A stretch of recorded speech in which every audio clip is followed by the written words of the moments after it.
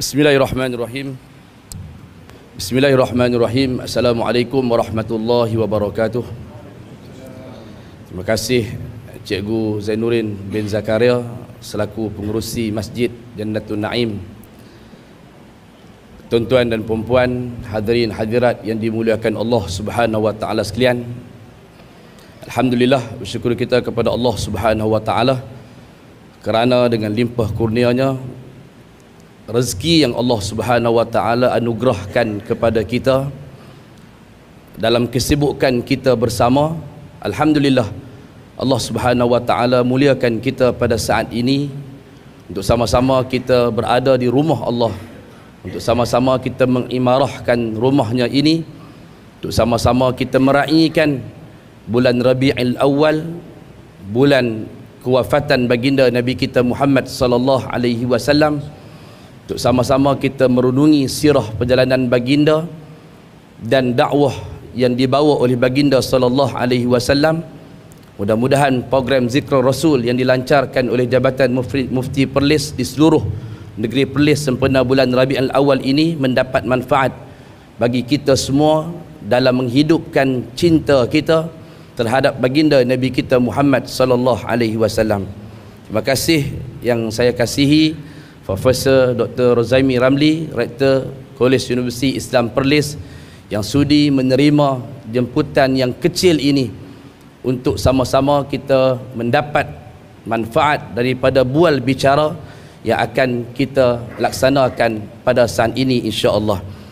Untuk tidak memanjangkan bicara, saya akan terus sahaja berkongsi soalan dengan Profesor Doktor, dan doktor akan menjawab soalan.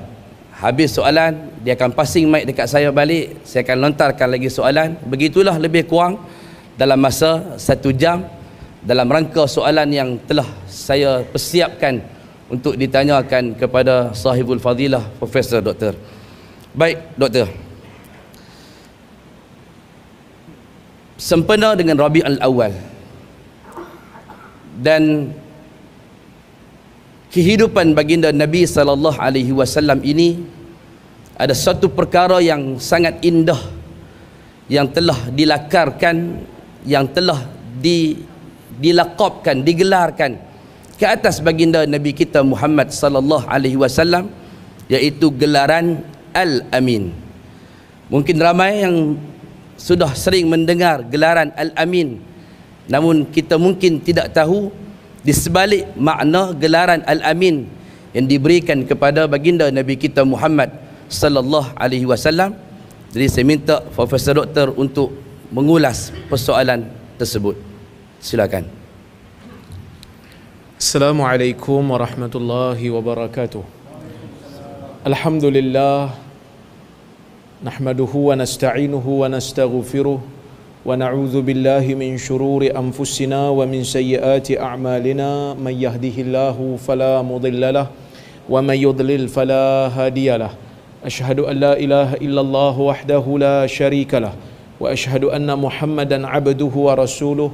Allahumma salli wa sallim ala Muhammad wa ala alihi wa sahbihi ajma'in. Amma ba'd.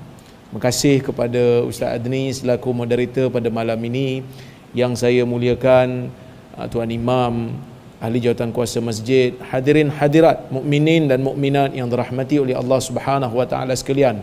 Alhamdulillah, pada malam ini kita dapat bersama-sama berhimpun dalam satu majlis yang pada mulanya saya difahamkan ada 2 orang panel, tapi oleh kerana satu orang panel lagi tidak berkemampuan untuk hadir, maka tinggallah saya seorang. Jadi Ustaz Adnin tanya, macam mana ni, nak buat ceramah saja ke nak buat soal jawab? Saya kesian kat dia, saya kata tak apalah Ustaz, buatlah soalan tu.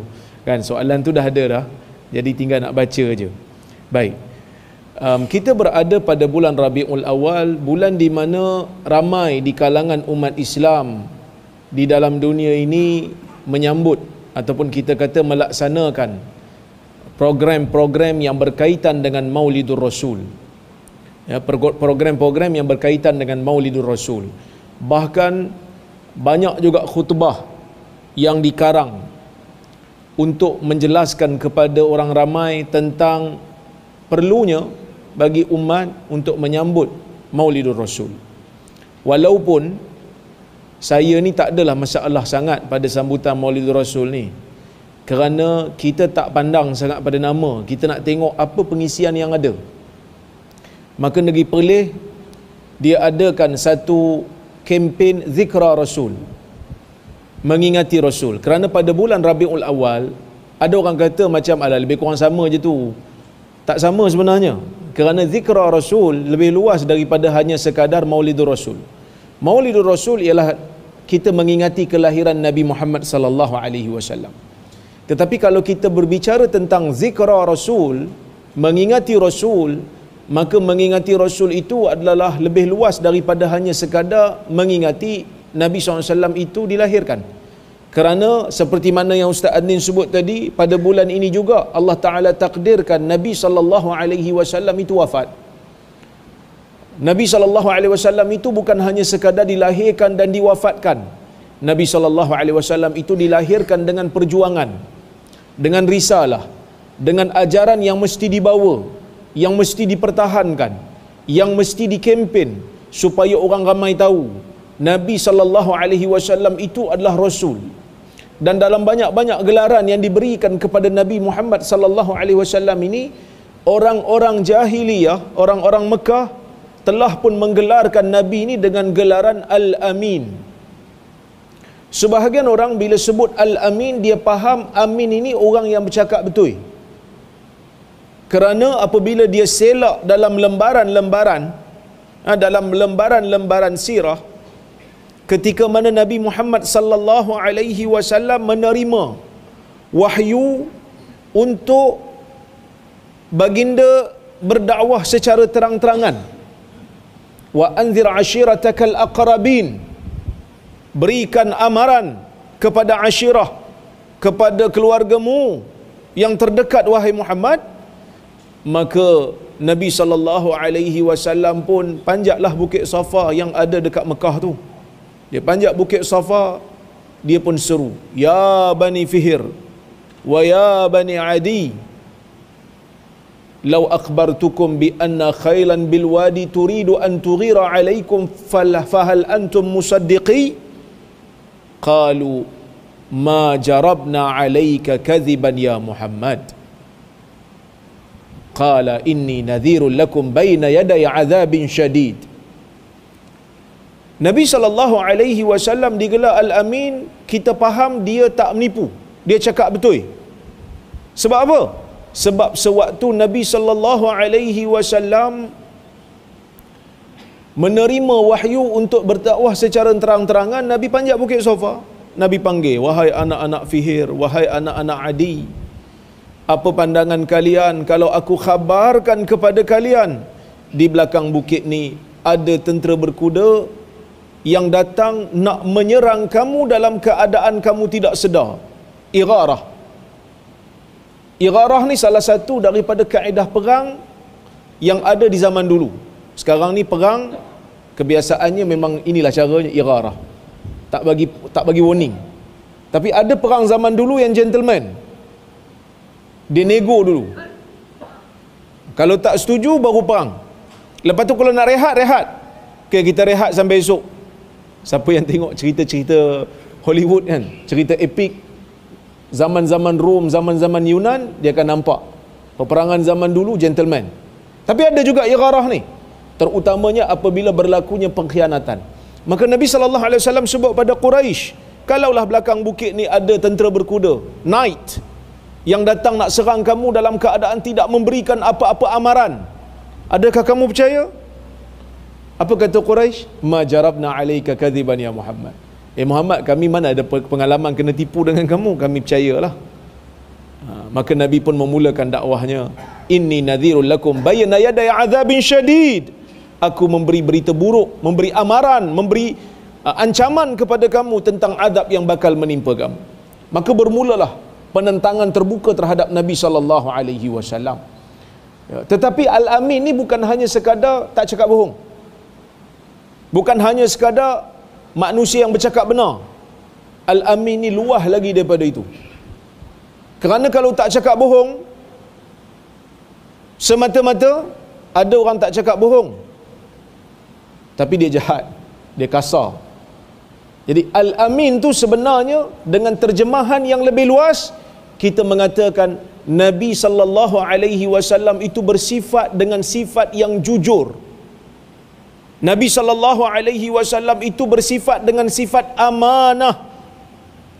Maka sebab itu di dalam pengajian kita, sifat yang perlu ada pada seorang Nabi sallallahu alaihi wasallam itu adalah 4 perkara kan? Sidq, amanah, tabligh, fatanah. Kan? Sidq, bercakap benar. Amanah, seorang yang tidak khianat. Apabila menyampaikan risalah, tidak ada yang disembunyikan. Tabligh, menyampaikan, dia tak sorok. Fatanah, bijaksana. Keempat-empat sifat ini dihimpunkan pada perkataan Al-Amin itu, iaitu jujur. Maka sebab itu Nabi Muhammad sallallahu alaihi wasallam ini dipercayai bukan hanya pada kata-katanya tetapi juga pada tindakannya.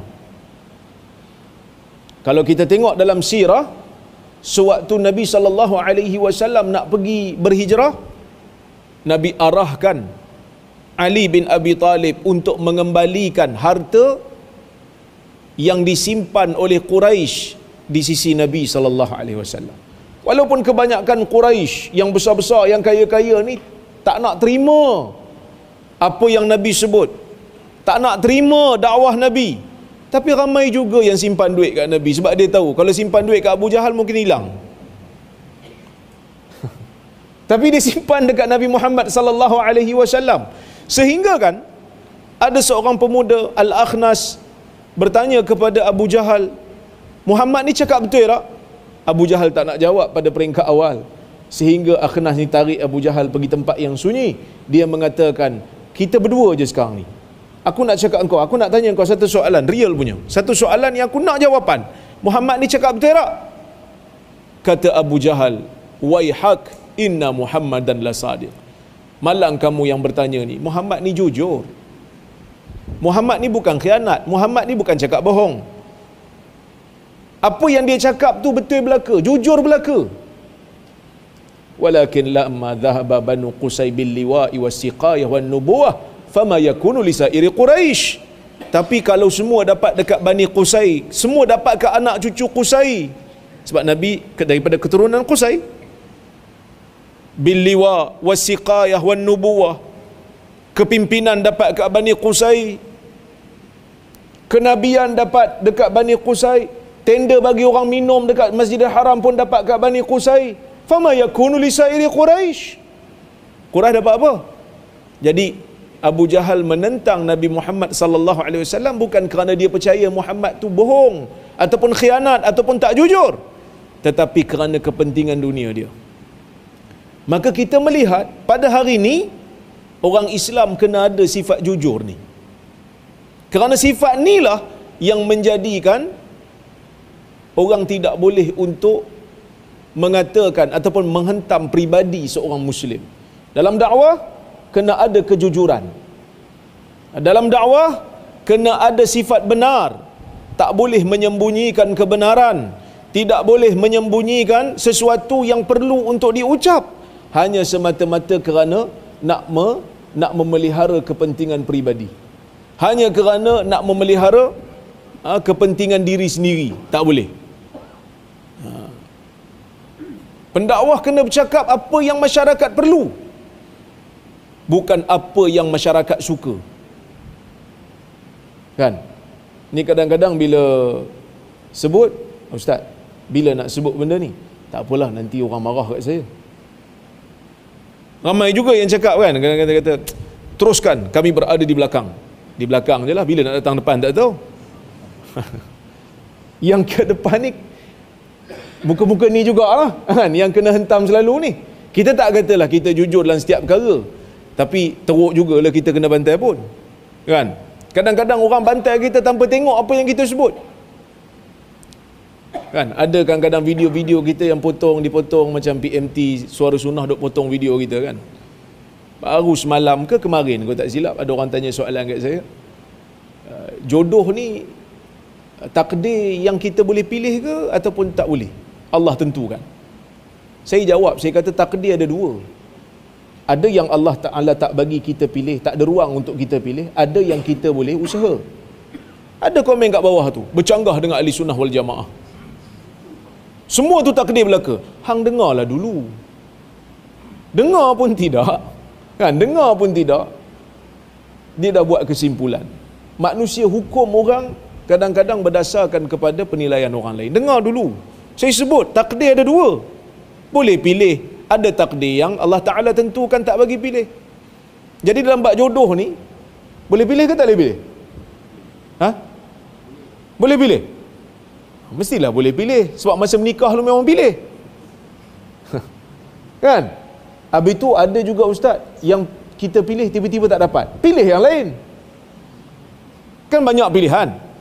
Tapi ustaz dah pilih-pilih tersilap pilih. Tu salah kau lah, salah pilih. Tapi pilih lah juga. Kan? Sebab tu Nabi SAW sebut apa? Fadhfaru bidhatid din taribat yadak. Cari isteri yang kerana agamanya, maka tanganmu akan beruntung. Kena pilih yang betul. Jadi ada manusia memilih untuk hukum dulu. Kadang-kadang dia tak tengok pun kejujuran, dia tengok camp mana. Dia tengok camp mana, dia hentam dulu. Dalam bulan Rabiul Awal ini kita kena ambil semangat. Nabi SAW seorang yang jujur, seorang yang amanah, seorang yang berani, kena ada sikap tu. Nak jadi pengikut Nabi SAW, kena bercakap benar, kena jujur, kena amanah dan kena berani. Sanggup mempertahankan kebenaran walaupun berdepan dengan jatuhnya reputasi dalam masyarakat. Wallahu a'lam. Terima kasih di atas kupasan yang telah disampaikan oleh Profesor Dr. Rozaimi tadi. Mudah-mudahan sidang hadirin yang dimuliakan Allah Subhanahu Wa Taala sekalian dapat memahami peringkat permulaan perjalanan bual bicara kita dalam menangkap hati kita untuk mengingati baginda Nabi kita Muhammad sallallahu alaihi wasallam. Soalan yang kedua berkaitan dengan apa yang disebutkan oleh Profesor tadi, iaitu untuk menjadi seorang pengikut Nabi sallallahu alaihi wasallam perlu ada keberanian, perlu ada jati diri, perlu ada semangat untuk tidak gentar demi mendepani apa sahaja ujian yang akan kita hadapi. Itulah sifat yang perlu ada bagi umat Nabi Muhammad sallallahu alaihi wasallam.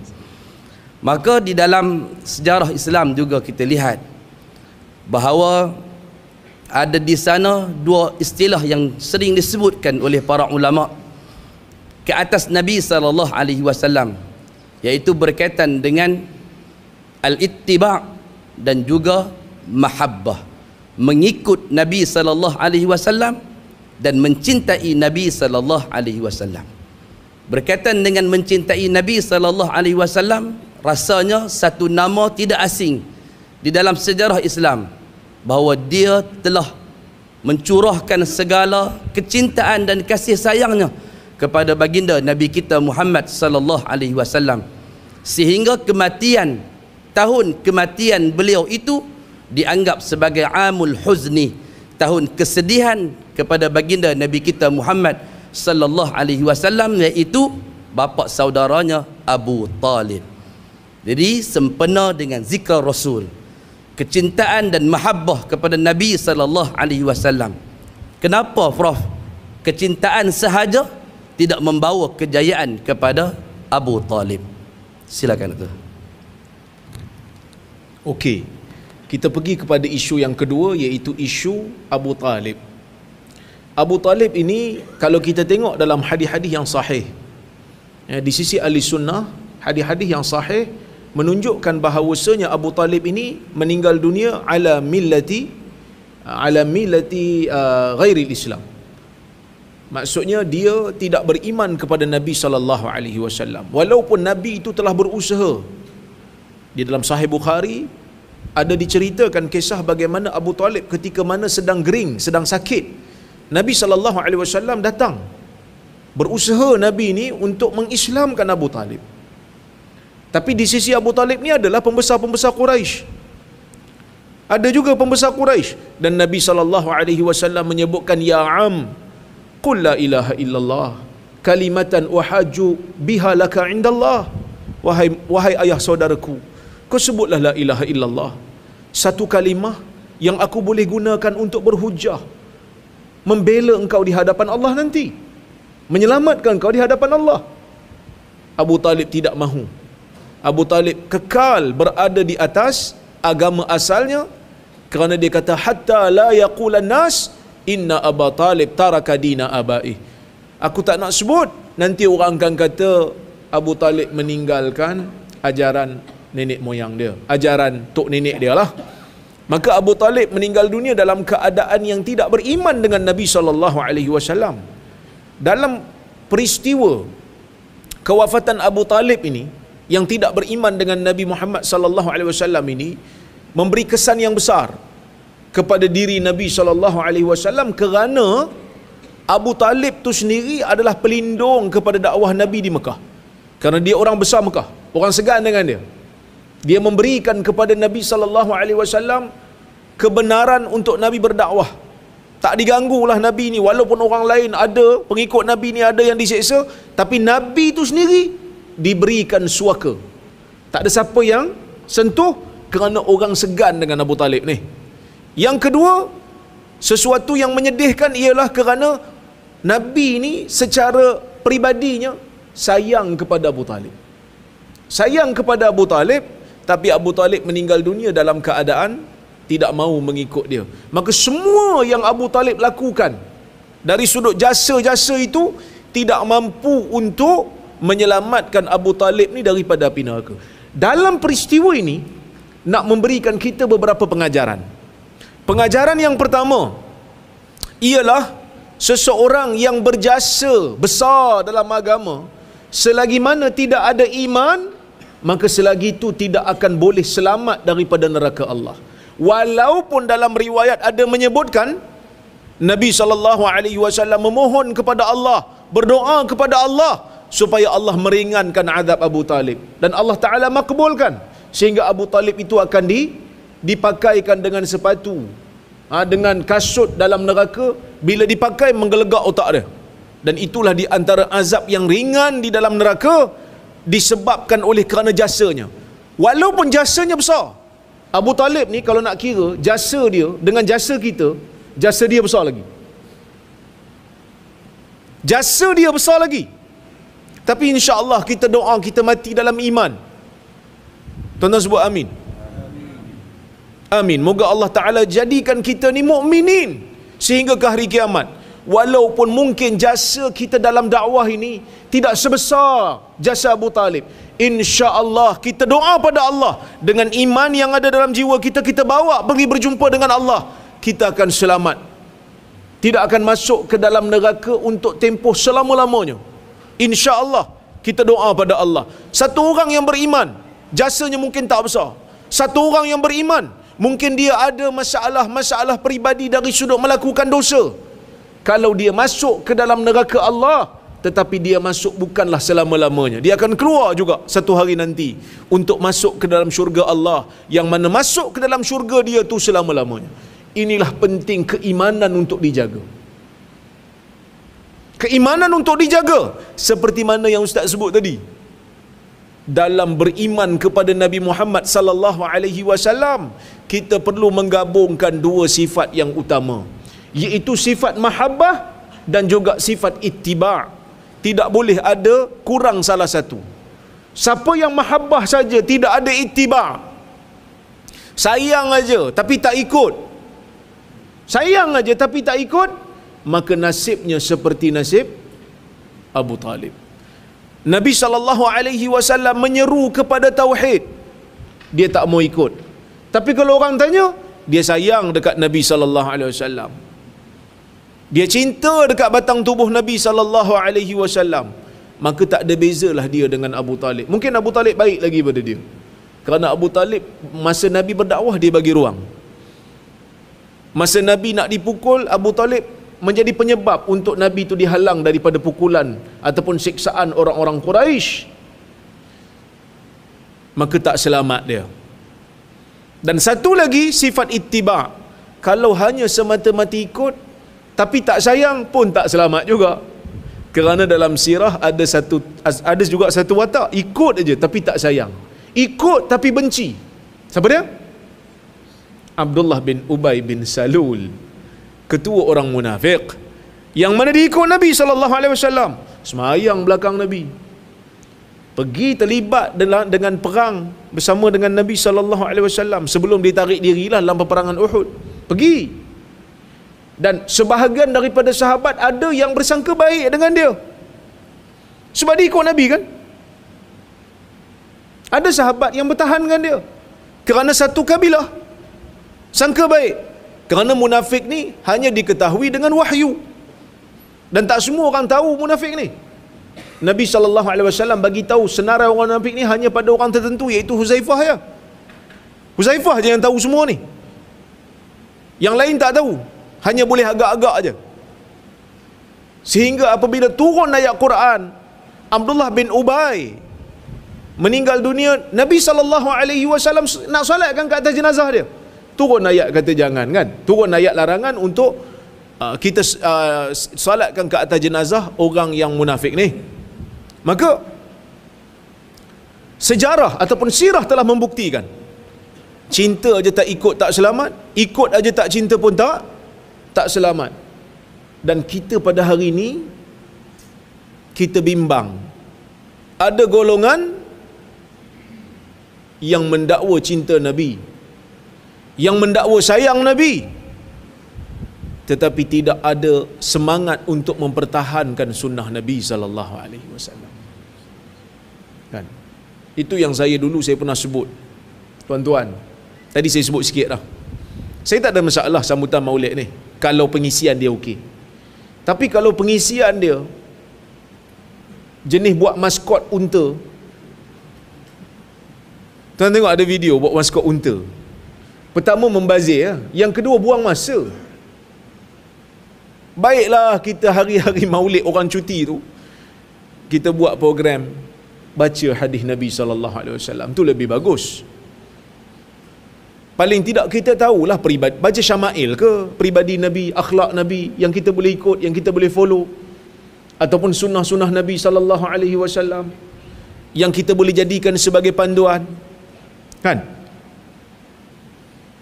Tapi tak apalah yang tu.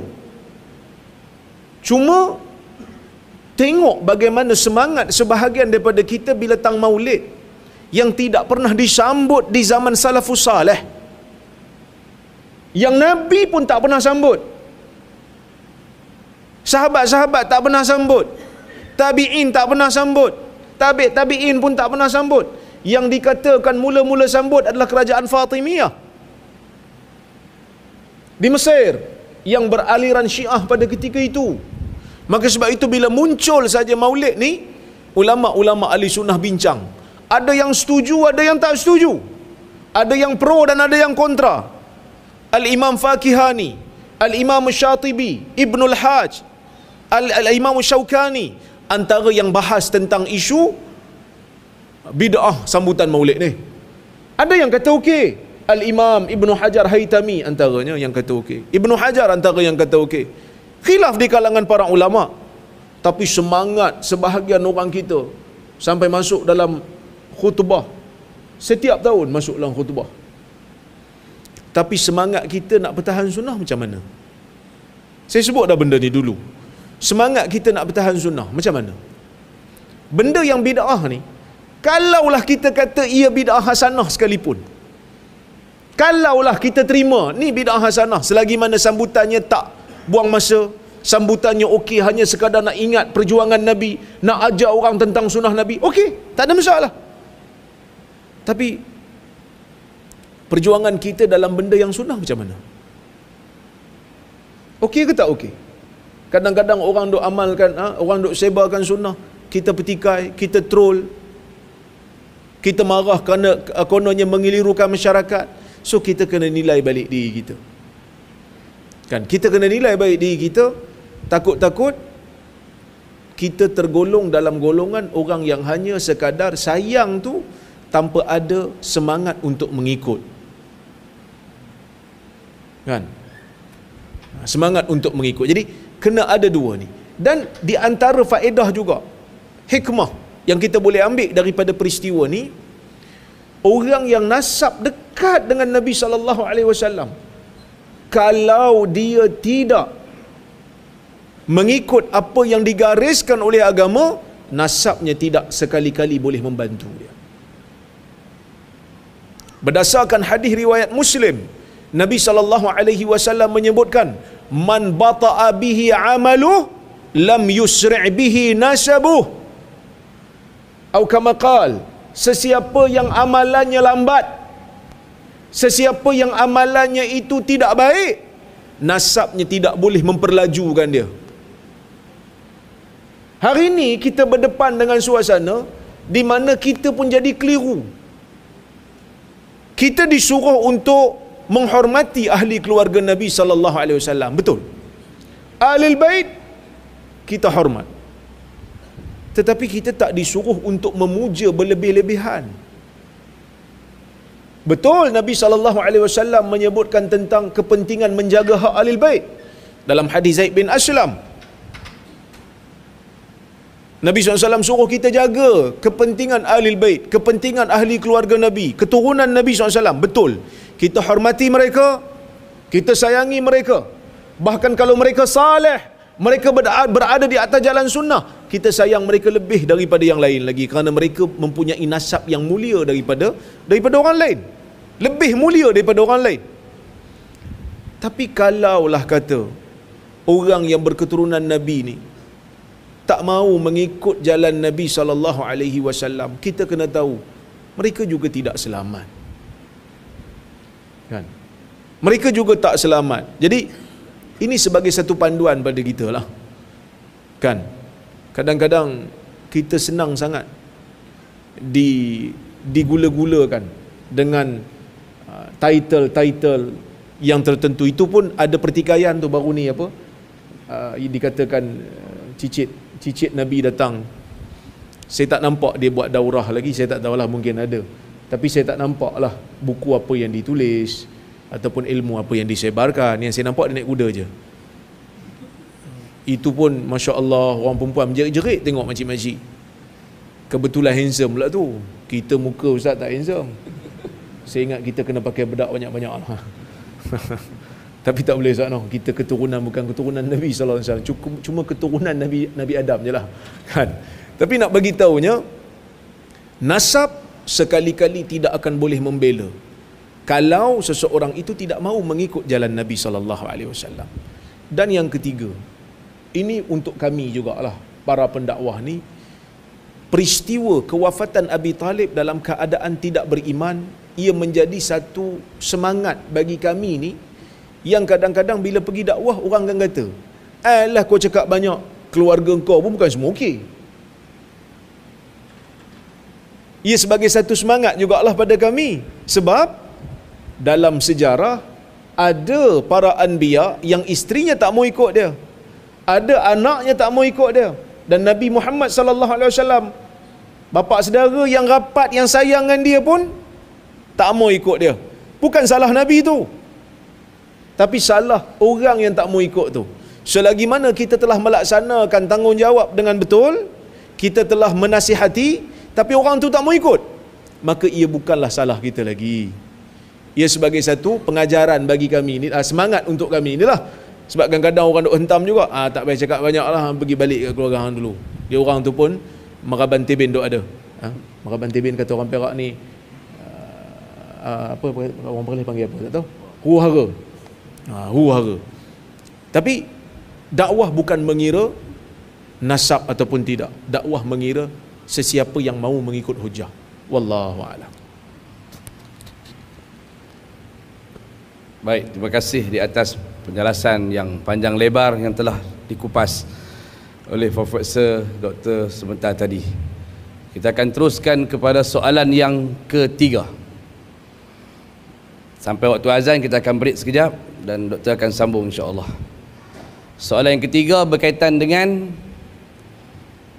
kisah Abu Talib juga tadi. kita sambung sikit berkaitan dengan sudah tentu adanya di sana seruan Nabi terhadap Abu Talib dan juga doa Nabi sallallahu alaihi wasallam kepada Abu Talib untuk Abu Talib itu menerima Islam. Dalam hadis-hadis Nabi sallallahu alaihi wasallam dilihat bahawa ada kalanya Nabi sallallahu alaihi wasallam mendoakan hidayah untuk seseorang dan ada kalanya Nabi sallallahu alaihi wasallam mendoakan kebinasaan untuk seseorang. Kenapa hal ini berlaku? Situasi ini berlaku ke atas dakwah baginda Nabi kita Muhammad sallallahu alaihi wasallam. Silakan Doktor. Okey. Kita tahu Nabi kita ni dipanggil sebagai Nabiur Rahmah. Nabi yang diutuskan oleh Allah Azza wa Jalla dengan rahmah. Wa ma arsalnaka illa rahmatan lil alamin. Tidak kami utuskan kamu wahai Muhammad melainkan sebagai rahmat untuk sekalian alam. Bukan hanya rahmat kepada orang mukmin tetapi rahmat kepada alam. Maka oleh kerana itulah apabila Nabi SAW mendirikan kerajaan Madinah, tidak ada yang ditindas di bawah kerajaan Nabi SAW melainkan orang yang melakukan kemelampauan ataupun melakukan kezaliman kepada makhluk yang lain. Jadi kalau kita tengok pemerintahan Nabi SAW, Nabi tak benarkan orang untuk bunuh mana-mana orang yang tak bersalah. Sama ada dia Muslim ataupun tak Muslim, nyawa orang yang berada di bawah kerajaan Islam itu dipelihara. Ya. Nabi SAW tidak membenarkan mana-mana orang Islam untuk menyeksa haiwan. Dakhalatil mar'atu an-nara fi hirratin habasatha walam tut'imha. Dalam hadis Bukhari daripada Ibnu Umar, Nabi SAW mengatakan Nabi SAW mengatakan seorang perempuan masuk ke dalam neraka disebabkan oleh kerana seekor anak kucing yang dia tahan, dia sekat, dia kurung, dia tak bagi makan sampai mati kucing tu. Dalam riwayat yang lain, Nabi SAW tak benarkan orang Islam ni untuk potong pokok tanpa sebab. Man qata'a sidratan fi falah sawaballahu ra'sahu aw wajhahu ila nar. Dalam hadis riwayat Abu Daud, Nabi SAW mengatakan, siapa potong pokok bidara di tengah-tengah padang pasir tanpa sebab, tanpa ada alasan yang munasabah, Allah Ta'ala akan hadapkan wajahnya, kepalanya ke neraka. Sebab apa? Sebab ia adalah manfaat untuk orang yang bermusafir, manfaat untuk haiwan untuk makan daripada buahnya, manfaat untuk haiwan makan daripada pucuk daunnya, manfaat untuk orang-orang yang kepenatan untuk tidur di bawahnya, berteduh di bawahnya, kita pergi potong tanpa sebab, maka tak dibenarkan. Nabi ini Nabiur Rahmah, Nabi yang memberikan rahmat kepada semua. Bahkan diterjemahkan juga di dalam hadis ketika mana Nabi SAW dibaling batu oleh orang-orang Taif, datang malaikat yang jaga bukit kan, Malakul Jibal datang, malaikat yang jaga bukit. Dalam hadis Bukhari, malaikat yang jaga bukit siap bagi tahu kat Nabi SAW, Allah hantar aku wahai Muhammad li ta'murani bima syi'ta fihim, untuk kau bagi tahu apa saja yang kau nak aku boleh laksanakan. In syi'ta utbiq alaihim al-akhshabain, kalau kau mahu wahai Muhammad, aku akan hempapkan ke atas mereka dua bukit besar yang ada yang mengelilingi kota Mekah tu. Maka Nabi SAW mengatakan, bal arju ay yakhruja min aslabihim may ya'budullah wa la yusyriku bihi syai'a. Bahkan aku mengharapkan akan keluar daripada keturunan mereka golongan generasi yang menyembah Allah dan tidak melakukan syirik padanya. Bahkan dalam hadis Nabi SAW berdoa kepada sebahagian orang yang tidak beriman, Allahumma hdi qaumi fa innahum la ya'lamun. Ya Allah, berikan hidayah kepada kaumku kerana mereka tidak beriman. Kita beri daruan pada azan dulu, nanti kita sambung insya-Allah.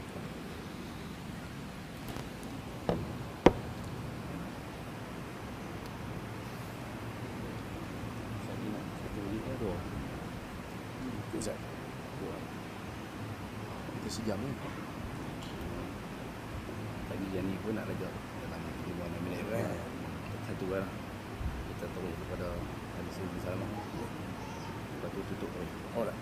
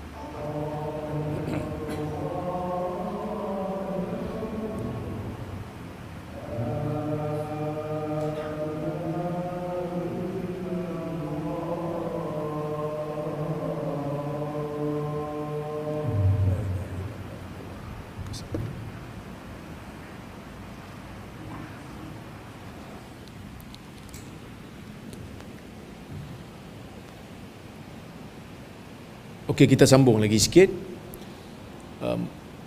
Memang dalam keadaan yang Nabi SAW mendoakan supaya orang yang tidak beriman itu diberikan hidayah oleh Allah Azza wa Jalla. Terutamanya apabila Nabi melihat penentangan itu disebabkan oleh kerana kejahilan. Tetapi ada waktu Nabi SAW berdoa supaya Allah memberikan azab ataupun mengambil tindakan kepada orang-orang yang tidak beriman.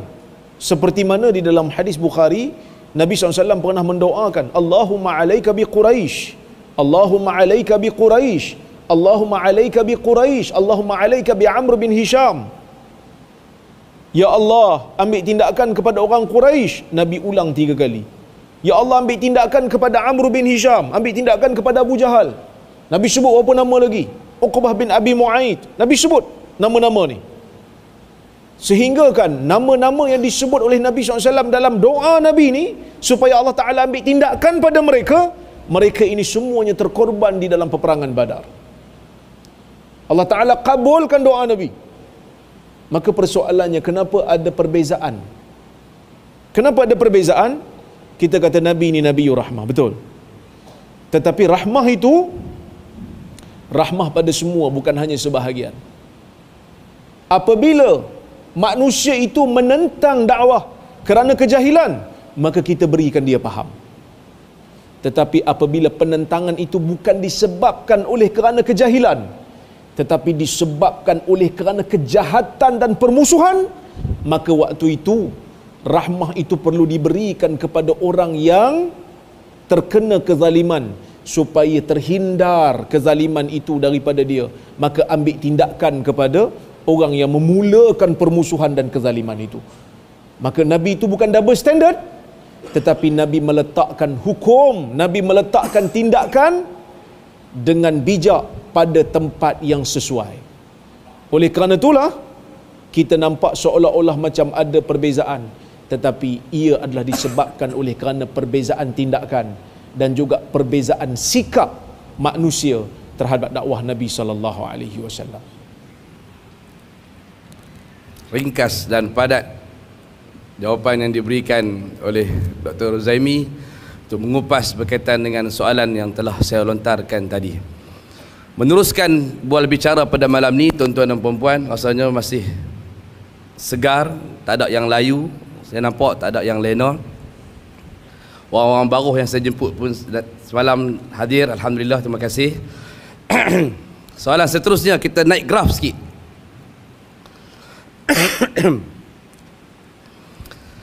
Ketika Nabi SAW dalam keadaan nazak, ada beberapa riwayat yang dirakamkan yang dicatatkan ke atas baginda Nabi kita Muhammad sallallahu alaihi wasallam. Suatu yang menarik perhatian saya ialah keadaan nazaknya Nabi sallallahu alaihi wasallam sakit nak mati. Dalam hadis sahih disebutkan bahawa Nabi mengatakan kepada Aisyah bahawa kesan keracunan daging yang aku makan di Khaybar itu sedang melukai usus-ususku, kata Nabi sallallahu alaihi wasallam. Ini menunjukkan akan kesakitan Nabi kita Muhammad sallallahu alaihi wasallam. Namun ketika sakitnya Nabi sallallahu alaihi wasallam ini, ada riwayat yang datang daripada Ummu Salamah yang baru balik daripada Habasyah, sedang bercerita tentang kanisah yang dinamakan Kanisah Maria. Jadi saya tak nak panjangkan riwayat tersebut, saya nak orang yang pakar dalam hal ini membacakan hadis ini dan mengulas tentang kepentingan dan ketakutan yang ada dalam diri Nabi sallallahu alaihi wasallam ketika nazak, dan Nabi memberikan ancaman berkaitan dengan hadis yang diriwayatkan daripada Ummu Salamah ini. Silakan doktor. Okey, terima kasih Ustaz. Ini soalan ni soalan panas lah. Kerana soalan ni memang kena dengan apa yang kita sedang hadapi di rantau ini. Saya bacakan hadisnya dulu supaya kita sama-sama dengar. Hadis ni hadis riwayat Al-Imam Al-Bukhari. Hadis sahih. Lamma ishtakan Nabi sallallahu alaihi wasallam zakara ba'du nisaihi kanisatan yuqalu laha Maryah. Wa kanat Ummu Salamah wa Ummu Habibah atata ardal Habasyah.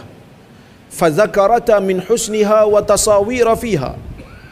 فرفع النبي صلى الله عليه وسلم رأسه وقال عند ذلك أولئك إذا مات فيهم رجل صالح بنوا على قبره مسجدا أولئك شرار خلق الله أو كما قال رسول الله صلى الله عليه وسلم. Hadis ni bermaksud lamma ishtakan Nabi, ketika mana Nabi sallallahu alaihi wasallam sedang sakit. Nabi SAW sakit. Sebelum Nabi wafat, Allah Azza wa Jalla berikan Nabi sakit. Bahkan para ulama menyebutkan sakit ni adalah untuk mengangkat darjat Nabi SAW. Dan supaya para sahabat ni bersedialah. Supaya para sahabat ni sedia dan supaya Nabi boleh memberikan isyarat. Siapa nak ganti Nabi salat? Supaya mereka boleh tentukan. Kalau boleh jadi imam dalam salat, maka dialah lebih layak untuk menjadi khalifah. Dan sakit ni tak semestinya orang tu ada banyak dosa, tak? Nabi tak ada dosa tapi Nabi sakit juga.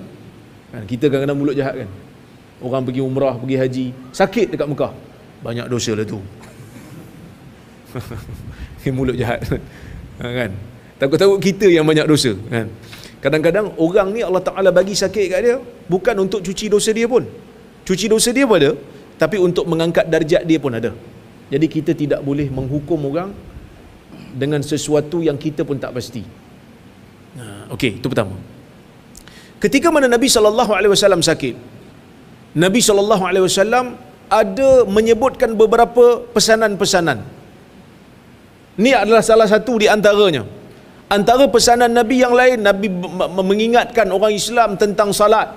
As-salah, as-salah wa ma malakat aimanukum.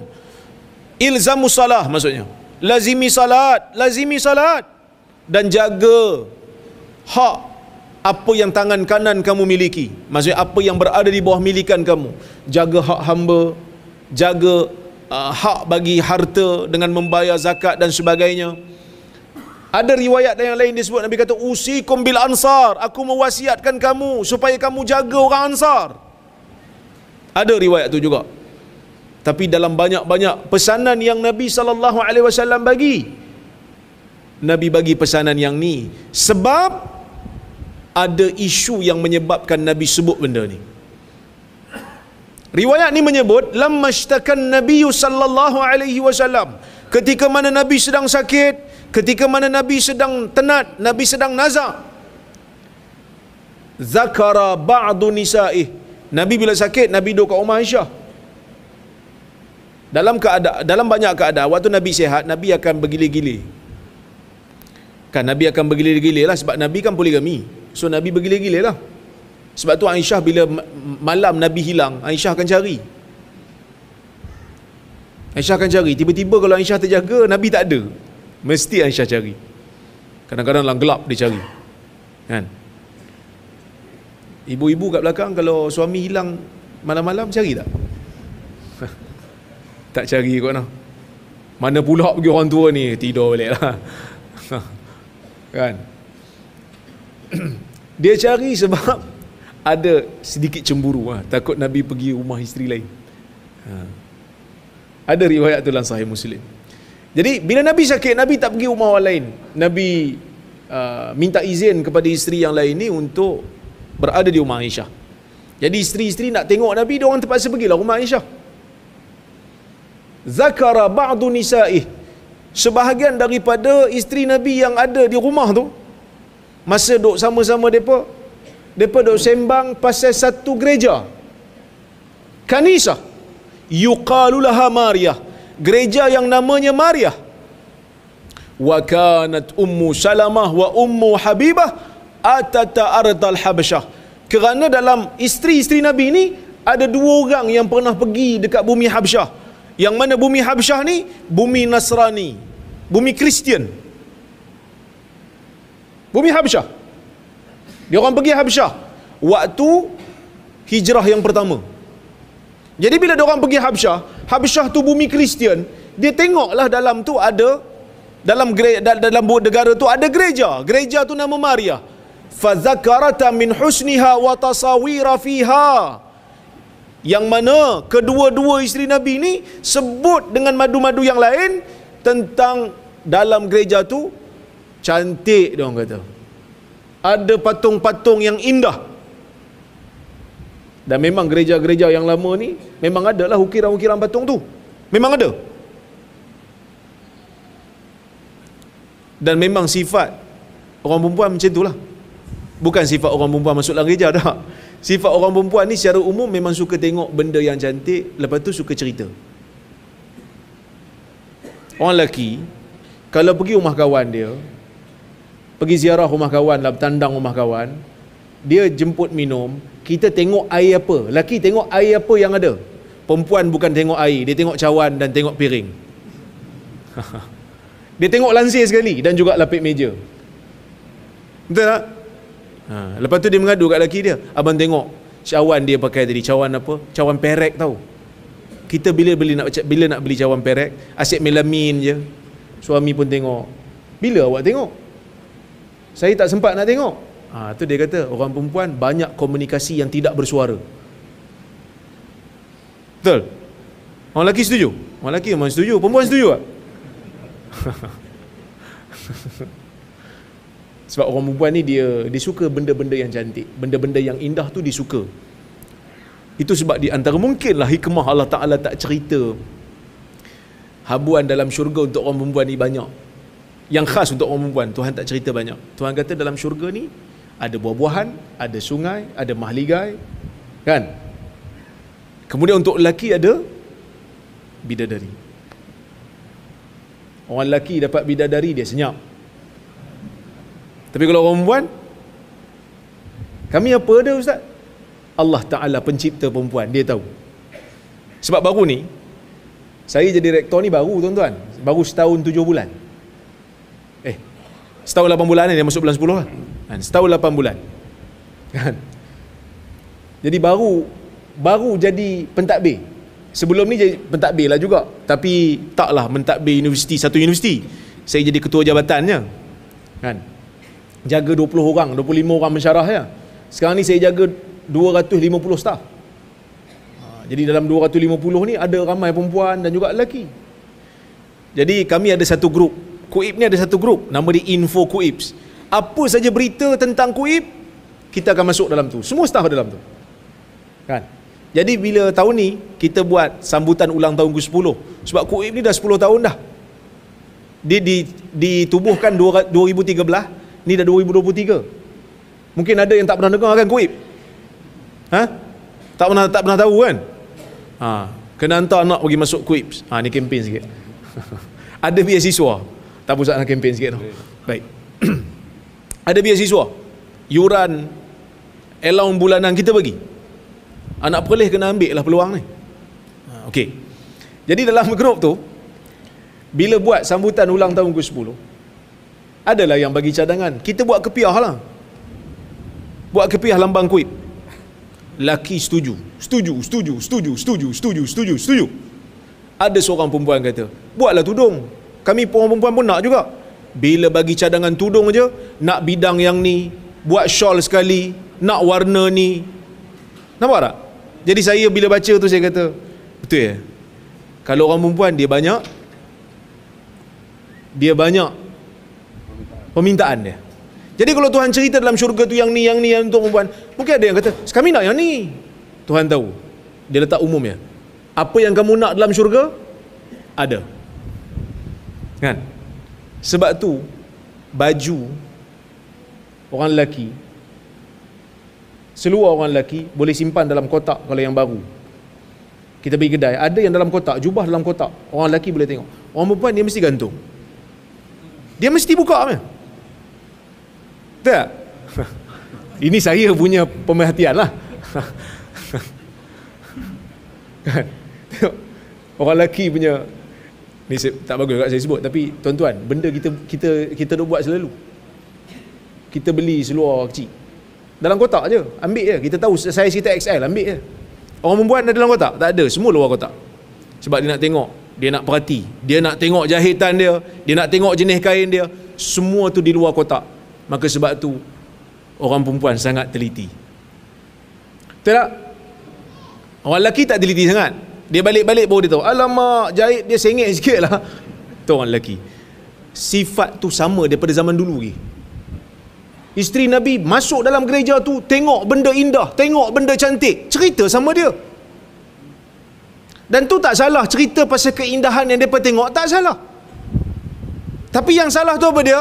Yang salah tu apabila keindahan tu digunakan pada tempat yang salah. Farafa'an Nabi sallallahu alaihi wasallam ra'sahu. Nabi angkat kepala dia. Nabi dengar apa yang sedang disembang tu. Nabi dengar apa yang sedang dibicarakan tu. Nabi kata, terus Nabi sebut, ulaika idza mata fihim rajul salih banau ala qabrihi masjidah. Mereka itulah, golongan ahli kitab itulah, golongan Nasrani itulah, apabila mati di kalangan mereka orang saleh, banau ala qabrihi masjidah. Mereka bina di atas kuburnya masjid. Mereka bina di atas kuburnya tempat ibadah. Ulaika syiraru khalqillah. Itulah seburuk-buruk makhluk Allah. Maka syirik berlaku apabila orang-orang cuba membesarkan mayat. Syirik berlaku apabila ada orang yang cuba membesar-besarkan tempat yang tidak disuruh oleh agama untuk dibesarkan. Maka sebab itu Nabi SAW melarang kita untuk solat menghadap kubur. La tusallu ilal kubur. Jangan salat menghadap kubur. Sebab apa? Mungkin kita sembah Allah. Bukan mungkin, memanglah kita sembah Allah. Katalah satu orang dia sembahyang menghadap kubur, mungkin dia sembah Allah. Tapi orang tengok, Rora solat menghadap kubur ni, mesti kubur ni ada keramat. Maka syirik boleh berlaku. Dihalang perkara yang boleh membawa kepada kerosakan.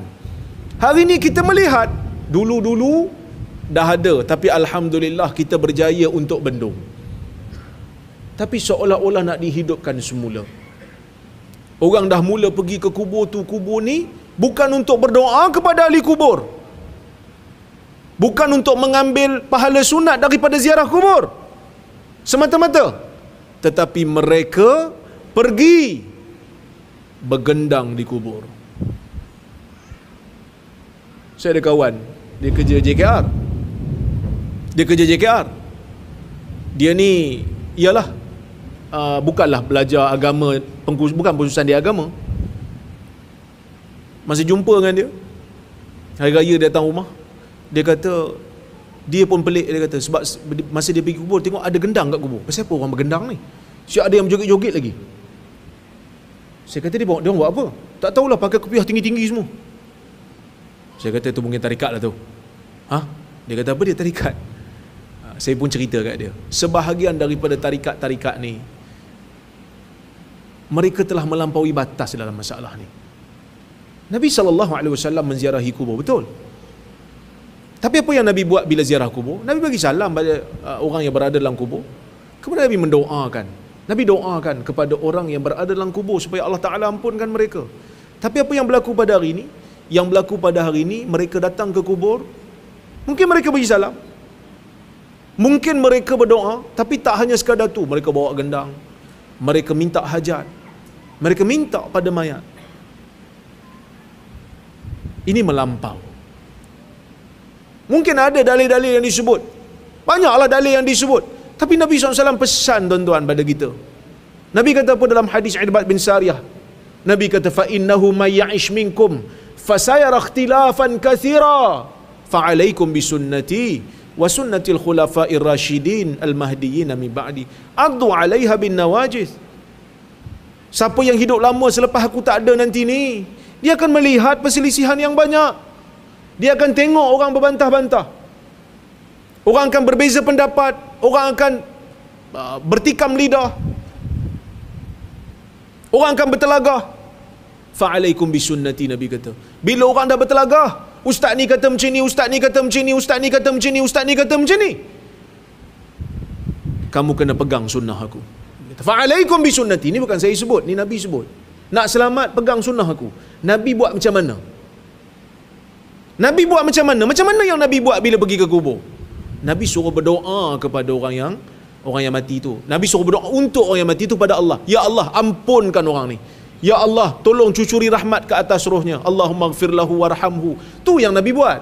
Allahumma ghfir lahu. Ya Allah, ampunkan. Istaghfiru li akikum, Nabi kata. Mintalah keampunan daripada Allah untuk saudara kamu yang dah mati ni. Wasalu lahu tathbit, minta kepada Allah supaya Allah Ta'ala tetapkan jiwa dia. Fa innahul an yus'al, kerana dia pada waktu ini sedang ditanya. Tu sahabat tu. Tapi sebahagian daripada kita minta, wahai wali, selamatkan anak saya, wahai wali, sembuhkan anak saya. Ni bahaya. Walaupun ada yang cuba mewajarkan, dia kata sebenarnya kita minta pada wali tu sebab wali tu dia dekat dengan Allah, maka kita minta kat dia, dia minta pada Allah. Mintalah pada Allah. Allah lagi berkuasa daripada wali tu. Tuan-tuan cuba bayangkan, wali tu mati sebab kanser contohnya. Anak kita kena kanser. Wahai wali, sembuhkan anak saya. Kalau dia boleh jawab, dia pun kata, aku mati sebab kanser. Saya bukanlah meremehkan wali tu. Wali tu bukan orang soleh. Tapi kita tak disuruh untuk berlebih-lebihan dalam mencintai orang saleh sampai kita minta benda yang dia pun tak mampu nak beri. Tapi kalau minta pertolongan benda yang dia mampu, contoh kita minta ke isteri kita, tolong pergi buat air Zat, dia pergi buat air, okey lah. Tak bolehlah isteri kata, syirik bang, mintalah dengan Allah untuk buat air. Itu benda yang makhluk mampu bagi. Tapi minta kesembuhan, minta keselamatan, minta kesihatan, minta pada Allah. Minta pada Allah. Apa yang menyebabkan orang-orang Nasrani boleh tersesat jalan? Tuan-tuan ingat, mereka ni terus ambil Jesus sebagai anak Tuhan ke? Dia ada peringkat-peringkat dia. Dia ada peringkat-peringkat dia. Sehingga kan apabila berlakunya persidangan sesama mereka, bukan semua bersetuju untuk mengatakan Jesus tu anak Tuhan. Ada yang mengatakan Jesus tu manusia, Nabi. Tapi mereka tetap seru Jesus. Bila ada masalah, oh Jesus. Syiah pun sama, bila ada masalah, ya Hussein, wahai Hussein. Lepas tu dia seru dalam bahasa Parsi dia. Yang kalau yang India seru dalam bahasa Tamil, dalam bahasa Urdu. Saya ingat yang boleh faham semua bahasa ni Allah Azza wa Jalla saja. Dah kalau dia seru dalam bahasa Tamil, wali tu tak faham bahasa Tamil, ni nak tolong macam mana? Ada aliran dalam agama, dalam Islam mendakwa diri mereka satu aliran, dianggap sebagai wali Tuhan yang paling tinggi di zaman ini. Tetapi mendakwa alam ini dijaga oleh kutub. Allah tengok alam ni sekali sehari je. Yang lain semua wali kutub yang jaga. Masya Allah. Ada orang boleh percaya benda ni. Tapi mereka bersalut di atas nama agama, nama Islam. Tu yang bahaya. Jangan melampau dalam mencintai orang saleh. Kita disuruh untuk sayang orang soleh, betul. Tapi apabila mereka mati, telah berlaku di zaman umat Nabi sebelum daripada kita, iaitu umat Nabi Nuh. Mereka melampau terhadap Wad, Suwa', Ya'uq, Yaghuth wa Nasr. Orang-orang saleh yang apabila mereka mati dibina berhala untuk mereka. Pada mulanya untuk dihormati, untuk mengambil semangat. Orang saleh bila mati dibina patung. Ibn Abbas kata dibina patung untuk mereka, sekadar nak ambil semangat beribadah supaya terus bersemangat. Lama-lama habis satu generasi, disembah, diagungkan lebih daripada had. Ma na'buduhum illa liyuqarribuna ila Allahi zulfa. Orang musyrikin di zaman Nabi Muhammad sallallahu alaihi wasallam, orang musyrikin apabila disuruh untuk sembah Allah, tinggalkan sembahan berhala. Mereka kata apa? Kami bukan sembah berhala ni, melainkan hanya untuk mendekatkan diri kami pada Allah. Haula'i syufa'auna indallah. Mereka-mereka inilah semuanya sebagai perantara antara kami dengan Allah. Orang musyrikin bukan tak percaya dengan Tuhan. Orang musyrikin nampak kebesaran Allah apabila Allah menghantar burung membinasakan Abrahah, sehingga mereka panggil tahun tu sebagai tahun gajah lagi. Tapi apa masalah Quraisy? Masalah Quraisy ialah menyeru kepada selain Allah. Mereka seru juga Allah. Mereka percaya kekuasaan Allah, mereka percaya kebesaran Allah, mereka percaya Allah Ta'ala yang memperjalankan bulan dan matahari. Tapi mereka seru-seru pada selain Allah. Ini masalah mereka. Sebab itu kita bimbang pada zaman ini apabila ada orang yang menyeru mayat, minta pada mayat. Apa masalah kalau kita minta selain kalau kita minta pada Allah direct? Inilah yang Nabi ajar. Iyyaka na'budu wa iyyaka nasta'in. Asalnya na'buduka wa nasta'inu bika.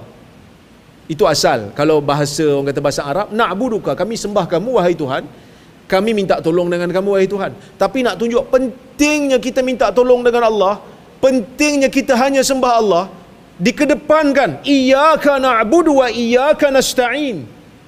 Nak tekan lagi. Maksudnya kalau kita kata na'buduka, kami sembah kamu, mungkin sembah benda lain juga. Sembah Allah tapi sembah benda lain. Tapi bila kata iyyaka na'budu, hanya engkau yang kami sembah, kami tak sembah benda lain. Wa iyyaka nasta'in, hanya engkau tempat kami minta tolong, hanya engkaulah tempat mengadu kami apabila makhluk lain tak mampu nak tolong. Ini bendanya. Nabi pesan kepada Ibnu Abbas radhiyallahu anhuma, idza sa'alta fas'alillah wa idza ista'anta fasta'in billah. Kalau kamu nak minta apa-apa, mintalah pada Allah. Nak minta tolong, minta pada Allah. Dalam benda yang makhluk tak boleh nak bagi, minta pada Allah, bukan minta pada selain Allah. Kita bolehlah guna alasan yang pelbagai, macam-macam dok ada, kita faham. Macam-macam alasan kita boleh bagi. Tapi akhirnya kita tanyalah pada diri sendiri, apa yang menghalang kita untuk minta pada Allah direct ni? Sampai bila susah dok seru makhluk ni. Madad, madad ya Husain umpamanya. Tolong, tolong wahai Husain. Kenapa kita tak kata madad, madad ya Allah? Bantulah aku wahai Allah. Kan lebih selamat tu. Kadang-kadang minta tolong pada Rasulullah selepas Rasulullah wafat. Kita sayang pada Nabi SAW. Tak ada siapa yang nafi. Kita sayang pada Nabi, kita ikut ajaran Nabi, kita memartabatkan sunnah Nabi. Tetapi kita ikut cara Nabi SAW. Apabila susah, apabila dalam keadaan yang terdesak, tak ada makhluk boleh bantu, minta pada Allah. Nabi di Badar, Nabi berdoa kepada Allah Azza wa Jalla, sehingga jatuh selendang Nabi berdoa. Punya tingginya tangan Nabi diangkat ketika meminta kepada Allah Azza wa Jalla. Dalam hayat Nabi kita tak pernah jumpa pun Nabi SAW menyeru kepada Nabi-Nabi lain. Kan? Itu yang kita pernah tanya tu. Pada orang yang membenarkan benda ni, dah kalau boleh minta tolong pada wali-wali yang dah mati ni, walaupun kita jauh daripada wali tu, kan? Jadi bolehlah minta tolong pada pokok. Ada yang kata boleh. Dah kalau minta tolong pada pokok, ada yang kata tak boleh lah. Dia kata tak boleh lah minta tolong pada pokok. Tak boleh, dia kata. Pasal apa tak boleh? Dia kata sebab pokok bukan mukallaf.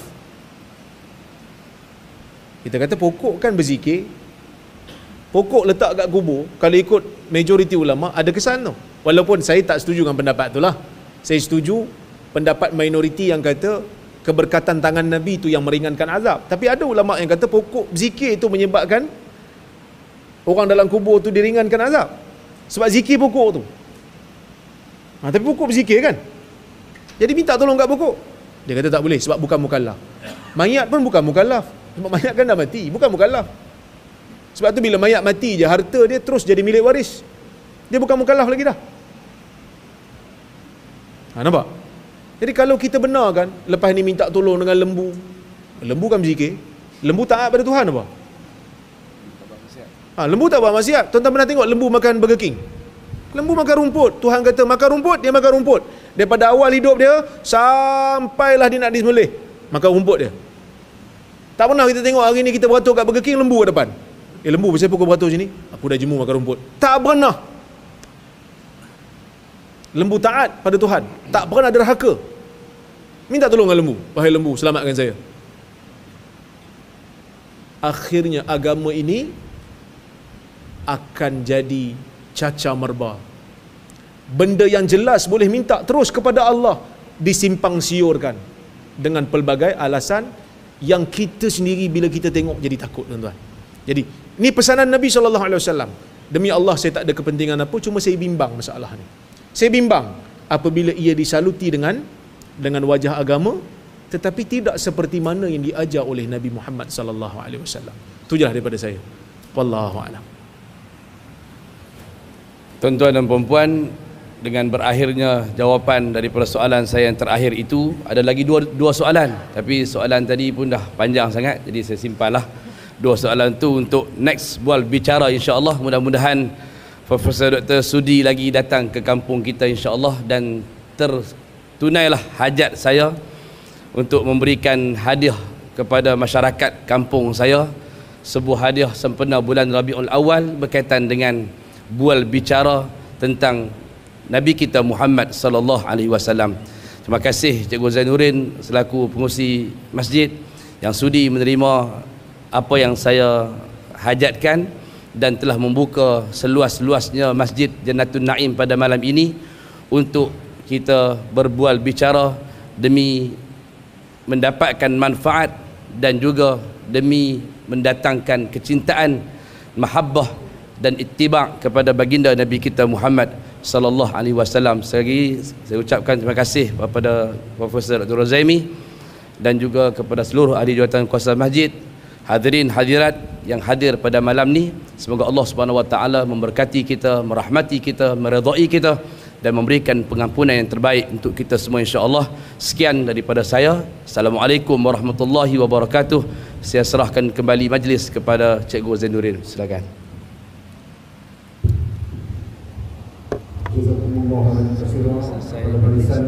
teknologi pada malam ini, iaitu hadis Sukri menunggu insya-Allah.